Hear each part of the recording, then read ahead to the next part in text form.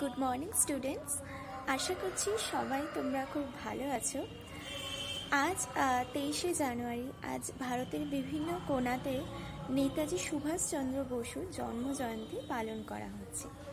হ্যাঁ, 1897 খ্রিস্টাব্দে 23শে জানুয়ারি উড়িষ্যা রাজ্যের কটক শহরে এই স্বাধীনতা সংগ্রামী নেতাজি সুভাষচন্দ্র বসুর জন্ম হয়েছিল এবং আগের বছর থেকে কেন্দ্রীয় সরকারের নির্দেশ অনুযায়ী এই দিনটাকে পরাক্রম দিবস বলেও পালন করা হচ্ছে।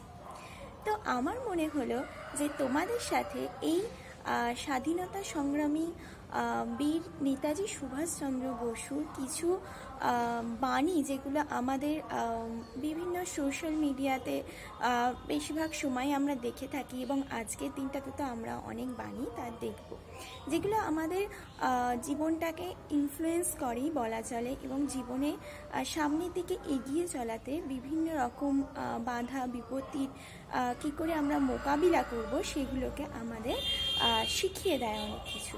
তো আমার মনে হলো তোমাদের সাথে সেই রকমই কিছু বাণী শেয়ার করি। তো চলো ভিডিওটা শেষ হতে হতে তোমরা সেই বাণীগুলো একটু দেখে নাও। তাই